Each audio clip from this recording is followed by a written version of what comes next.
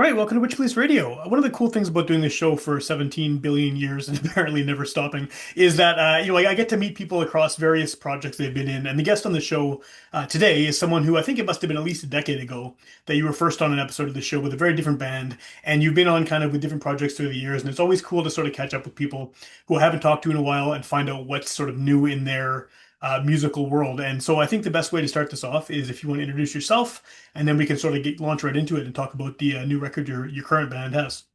Yeah, absolutely. First off, thanks for having me back. It's Of always a course. pleasure. It's been a little while since the last time, but my name's Jacques. I play guitar and I sing in a band called Screaming at Traffic. And we are actually putting out an EP May 15th. So by the time this is out, it will have already been out called Songs to Steal Copper Wire To that we're, super excited about. Um, yeah, it's the latest and greatest from us. It's four songs that we are like super duper proud of. And yeah, we're really excited for people to hear it. Cool. And I know you have at the time of recording there's one single that's already kind of out there so people can get a taste of it. And I have to comment right away off the top on the title of the EP because I feel like you guys seem to put a lot of effort into making the titles funny for the most part. Yeah. Is that like how important is that as far as the I mean I know there's a whole songwriting process of actually writing the songs and the Yeah, yeah, music and yeah. everything, but like how much emphasis do you put on the album titles because they're always something fairly lengthy and usually there's a joke in there too. For sure. Yeah, it's funny. Like we first off, like when I was like listening to a lot of like punk and emo bands growing up, there was like a really big trend of, these super long song titles, album titles, stuff like Yeah, that. Like one that comes to mind for a Canadian reference for sure is Moneen. Like totally, yeah. we're really happy with who we are right now, and so on and so forth. And so that kind of like longer title always was attractive to me and the rest of the band, I think. And it kind of just got to a point where we were like starting to name songs, and they were kind of just being named whatever the most, whatever word was being repeated most of the song, Yeah, yeah, yeah. something like the hook and the chorus. And like we do that sometimes still with songs, but we kind of got a little bit bored of that. And it started as like placeholder names, where we weren't really sure what the title of a song was going to be. We didn't want to necessarily go with that like kind of repetitive word or whatever. And so oftentimes these placeholders would end up kind of like just sneaking their way. By the time we hit the studio, our engineer would be like, okay, what are we calling this one? And it'd be like, well, I guess we're stuck with the placeholder. And then it did become like a little bit more deliberate as we kind of kept writing and going. But a lot of times what it honestly is just if we can like if it makes one of us, if it makes the group laugh, Yeah, we yeah. tend to kind of go that direction. At this point, we have like a notes app that's just filled with like random titles for potential songs, EPs, and stuff like that. Um, so That's yeah, awesome. Yeah. that's just kind of what it is. It ends up just being like these inside jokes or whatever. For example, like our last record was called "If You Play These Songs at a Party, You'll Bum Everyone Out," and that title kind of came across because at a party. Or at a few parties that me and my wife were hosting, I would like put on a bunch of music throughout the night, obviously like kind of play the party DJ. Yeah, yeah. And she would oftentimes come up to me at some point and be like, "You're not going to put another one of your emo bands on, are you?" And so it kind of just came from that idea of like, if you play these songs, particularly at a party, you'll bum everyone out. And it got a big laugh from the band, so we kind of stuck with it. And then Songs to Steal Copper Wire To was one that Duncan came up with, which is, started out as a joke, but retroactively kind of feels like it matches some of the themes that we're kind of going for in this record. Like all the artwork is in the past, we've done artwork that's more cartoonish and Yeah, very yeah. colorful and These are stuff. photos now, right? Yeah, what it was is we were doing a lot of work over the winter. Duncan and I specifically were doing like kind of this work that was outside, and there's just kind of this interesting contrast of like these oranges and grays of like what winter kind of looks like. You get these like hallmark ideas of winter where it's these Sure. pristine white. Whereas, the reality of winter in Winnipeg is like there's a lot of trash and gray and like these orange, bright orange, high vis type stuff. That's what comes to mind for us. And so as we were realizing the themes of like growing older and working and that kind of thing, it kind of lent itself into it, but more like kind of a blue collary Sure. um, vibe. Sure. So yeah, it was. sometimes we're finding the meaning after we name a song something. Right on. No, that's cool. That's cool. And I mean, it definitely, I think it definitely gives people, not to say that all your songs are jokes or anything, but it definitely gives people sort of an in to maybe what the tone is going to be. Maybe it's not going to be something that's beating them over the head with seriousness. Even if some of the songs are covering serious subject matter, there's still that sort of element, right? Of you having fun with it. There's a bit of not so serious, taking going on. Yeah, yeah. We often joke, and like it's really become a mantra, I think, is that we like take our music seriously, but we don't take ourselves seriously. Yeah, Like yeah. we're always in for a good goof for a good bit. So I think it lends itself well. Like a lot of our music videos are a lot goofier, a lot of our artwork's a lot more colorful and stuff. And it's just, I don't know, I think it's interesting the contrast between some of the content that the themes that we're singing and writing about versus how we're presenting ourselves. Yeah, for sure. Well, and I was wondering too, like when you first got in touch about doing this, I was like, oh, cool, Screaming at Traffic has a new EP. But what is the timeline here? Because I feel like you were very active, years ago now. And then was there sort of a drop off? And then I know you came back a few years ago with that most recent full length, and then now there's this. But I don't know, maybe I just missed it. But I feel like it was sort of a chunk of time that there wasn't a lot coming out of you guys creatively. Yeah, that's absolutely accurate. What it was back in 2017 when we formed, we hit the ground running, kind of like put an EP out with the Yeah. first couple songs we wrote and started touring a lot, and then put out I Don't Like Sports in 2019 and followed that up with a bunch of touring as well. Um, we had already started writing in 2019 some of the songs that ended up being on the next record. Okay. But what ended up happening is we actually had like full international tours booking happening for 2020. Oh, and We of had course, COVID. Yeah. yeah, so we had a few weeks booked in Europe. We had 6 weeks in the States. We had started lining up some bigger festivals. We were talking to at the time the Booze Cruise in Hamburg and stuff like that, which now doesn't exist. But I don't know. We kind of hit a bit of a wall, as a lot of people did with the pandemic, and not sure when music was coming back and all that stuff. Yeah. It really kind of slowed down. We tried to do some of the like writing at a distance and a little bit of like trying to jam at a distance. There were some programs that were coming out, and we just either didn't have quite the right tech to do that stuff, and we were pretty hard on the like isolating and staying at home. Like my wife works in healthcare and stuff like Sure. that. So there was kind of this slow down for sure that naturally happened because of the pandemic, and then we honestly, I think, struggled to find our footing a little bit coming back out of it. Those 4 years, a lot of change happened. We went from our 20s into our 30s, started getting more serious relationships, started like looking Yeah. at what life might look like outside of music and stuff. And so another big thing that happened is we recorded as things were opening up, we recorded the last record, kind of on and off throughout lockdowns, in between stuff opening up, and then in between a couple tours we were doing. And then we ended up parting ways with our record label, Little Rocket Records, who also had built in like publicist, who was Melanie Kay. Um, I think it was just, I'm not sure if it was just that they weren't interested in what we had like presented for the next record, or what I think is more likely is just like us and everyone else, they were struggling Sure. coming out of the pandemic. So there was kind of this, I don't know, purgatory almost feeling thing where we weren't sure when we were putting it out. We didn't want to like step on the toes of the label as they were kind of deciding what they were doing and if they were going to fit it into their release plan. And then finally, when that all kind of happened and it kind of came out in the wash that we were going to part ways, we just kind of rushed a little bit out the release just because we'd been sitting on it so long and we were really eager to do it. Um, and yeah, we were playing some local shows. We did a couple festivals, but we also like I think had a bit of an adjustment period about like how we used to tour Yeah. and like that reality was like now. So we kind of took I feel like we had to kind of take things back to the drawing board a little bit, where we were kind of reevaluating what the goals were, how we were going to be approaching releases and stuff like that, and just like a more thoughtful manner that's more appropriate for where we're at in our lives.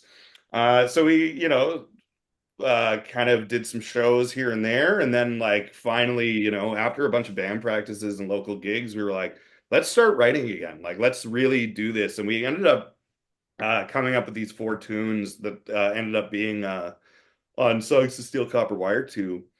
And I don't know, it just felt like something shifted in our like songwriting and the way we were playing together. It does sound like us, but I think we were just exploring, I don't know, themes that were kind of matching where we were at in life. Sure. I love a band that kind of grows up as they're growing up, like the Lawrence Arms, for example, I think is a great example of a band that as they got older, they kind of always shifted with their own lives, and which allowed, me as a listener to kind of grow Yeah. alongside.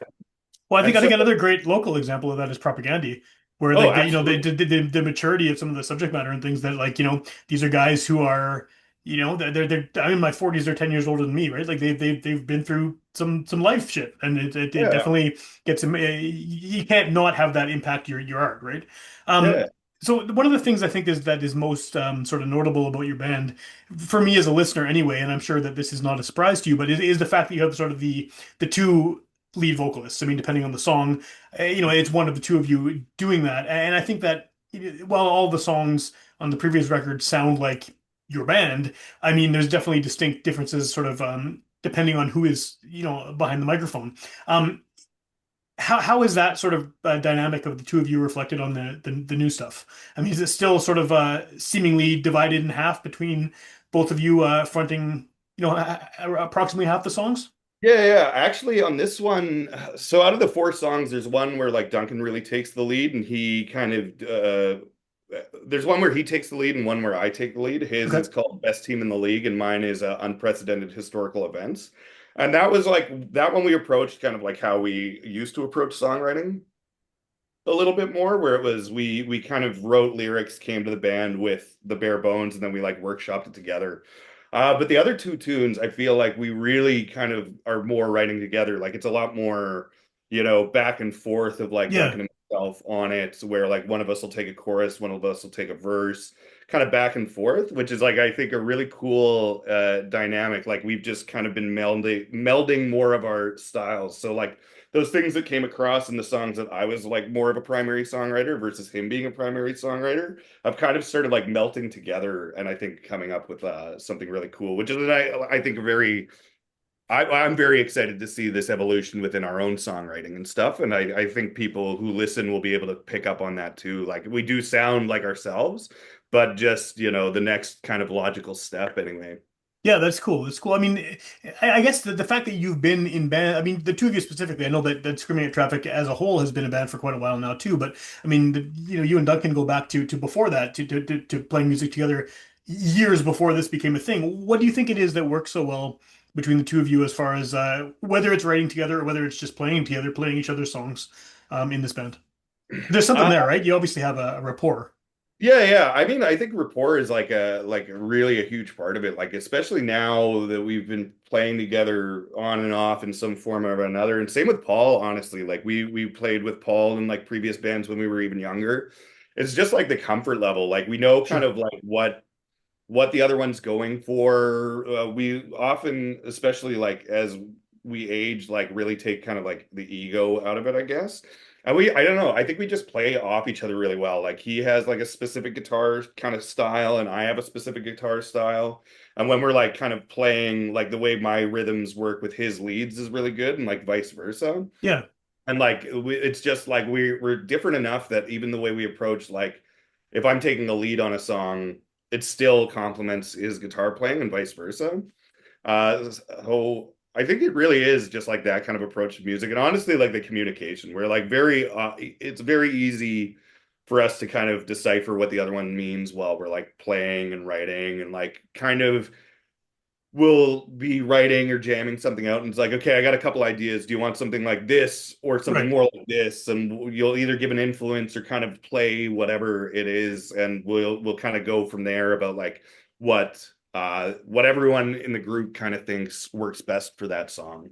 Cool. Cool. No, that makes sense. I mean, yeah, I think you can hear it too, and you can see it too when you guys play live. That there's obviously you have experience playing with each other. I mean, for a long time, and that's I think that maybe what you were saying earlier too about sort of the way that you're writing sort of growing and developing, that probably is part of it too, I imagine, right? Is just having that comfort level and being able to be like, okay, maybe now we can write together rather than having sort of being siloed off into your own Yeah, songs. Yeah. yeah, 100%. I mean, like really, like we're coming up just even on Screaming at Traffic. Like we formed in 2017, so Yeah. we've almost been a band for a decade now. And like through that, like we toured a lot, we've been jamming like twice a week since basically we started. So we Cool. are like consistently seeing each other twice a week. And like even, in some of those, if we don't have a lot going on, we might not be picking up instruments, but we're all hanging out and stuff. And then the amount of touring that we did Yeah. previous to the pandemic and like playing live together and like, challenging ourselves to like write stuff that might be pushing the limits of our skill level and just like wanting to kind of keep pushing it forward and forward. I think it's just, yeah, I don't, that's how I feel about it at any rate. That makes sense for sure, for sure. So, I mean, at the time we're recording this, by the time people hear this, the EP will be out. I know you guys have a lot of other things happening sort of in the relatively near future. Because this is a podcast, someone could hear it the day it comes out, in which case all of this is very fresh, or they could hear it 10 years from now, in which case, you presumably have moved on to other records and maybe more touring or whatever. So, what's the best way? I mean, seeing as you don't know where in time the listener exists right now, what's the best way you would direct them to check out your music and hear more of what Screaming at Traffic is doing? For sure. I think like the best way as an artist and as a supporter of the arts and stuff, Bandcamp is always a really great way. We do often have like physical copies. This EP for right now is actually the first thing that we've ever just put out digitally. Okay. We are hoping to do something like some sort of physical release for it in the future. But right now, it's Bandcamp would be number one, and then whatever streaming services. We try and make it as available as possible. Cool.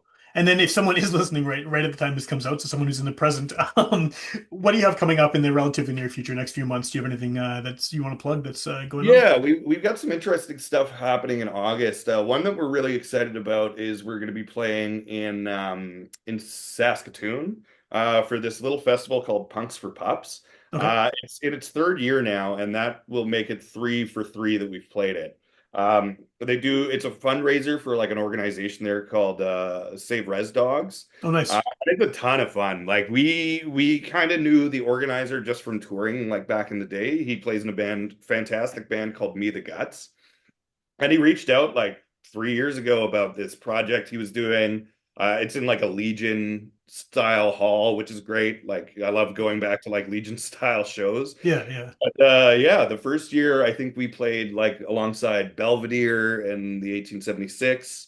Last year we played with Midnight Peg, a bunch of other bands, and then this year, man, the lineup that we're on, we are playing with like the Anti Queens, Brutal Youth, Cool. the Real Sickies, tons and tons of great bands, and it's super interesting, kind of being at that festival on the ground level, in a way, and just seeing it grow from year to year. So that's what we're really excited about right now. Depending on when this comes out, June 13th, we're doing what will kind of be our release show for the EP. It's funny to be a release show without a physical release, but more of a celebration. We're going to do Sure. Into the Music. It's going to be an all ages, like 2 p.m. afternoon. I love those in-store shows. I go to as many as I can. They're great. It's just the Yeah, best. yeah. Yeah. It's fantastic, I love that like a lot of places are doing more all ages stuff. Not just like Into the Music, Side Stage and Handsome Daughter have been Yeah. up in the ante for sure on that too. Well, it's great. Um, It's great for especially. I mean, especially for punk rock, right? I mean, yeah, I'm sure that you came up the same way I did, going to all ages shows when I was way too young to be in a bar, and seeing as many bands as humanly possible, and then like continuing to do that after I was old enough to go to real shows, right? So it's yeah, always yeah. nice to see that happening for future generations of kids. For sure. I think it's so cool too. Like coming out of the pandemic, it seemed like there was like this huge plethora of new, awesome, fucking kick-ass bands. Yeah, yeah, And like it's great to see like so much talent come out of those years, and those like seemingly came out of nowhere for me. I'm sure that's not the actual case, but like even these younger bands that are like really seem to be huge proponents for all ages spaces and stuff. And I think that that's how that is how a music scene grows and thrives, is for these sure. all show and accessibility to the music. Like you want cool bands to happen, you got to let the kids come in and see cool bands. It's not always, it doesn't always work. It's not always how things shake out, but I'm really glad that for this we're doing this like early afternoon, Yeah. super accessible into the music thing. Yeah, well, the last time I was at an Helps indie that music show. Sorry, go it ahead. helps. I was gonna say it helps that like we get to go to bed before 2 a.m. on the show night. For sure, yeah, for sure. Well, the last time I was at an indie music show was for Endurance, the hardcore band, and they're super young, and the whole place was like just packed, busiest I've ever seen it for one of these shows, and it was almost all they looked like teenagers, like really young kids, and it was great to see. It's super cool, like that this is a thing again, and it probably never stopped being a thing, but like sort of you miss it, right? When you're too old for it, and you're following other bands, and you got kids and families and other things going on. That like yeah, so it's very exciting to see the same kind of thing that I remember going to as a 16-year-old now existing for today's 60 is awesome. So Yeah, yeah, glad you guys are 100%. doing that. I'm sure a lot of kids will appreciate the opportunity to see you where maybe they couldn't at, insert name of a bar here, right? So Yeah, yeah. I guess one more thing before I let you go here is that what's the best way to find you online and find out what you're doing as far as upcoming shows and things like that? Because I mean, we've already established that Bandcamp is sort of the ideal spot for hearing the music, and you're on the various streaming services, and some of your records have physical releases. This one doesn't, but in terms of finding out about shows and things like that, where should they go? Yeah, I mean, right now in the online space, we try and keep it pretty minimum. We the best place honestly would be like on our Instagram. Our tag for pretty much everything across the board is screaming at traffic music, all one Okay. word. So that's how you can find us on Facebook. That's how you find us on YouTube. That's how you find us on Instagram. Instagram is for sure the one that we're most active on. It's we share stuff, just whatever we post on the Instagram page directly to Facebook. Yeah, yeah, yeah, But yeah, that's kind of it. Um I don't really mess around with X or anything like that because that seems a bit like a cesspool. yeah. It is. Yeah, yeah. And we don't have a TikTok or anything like that. But yeah, Instagram would probably be the best way to find us. Awesome, awesome.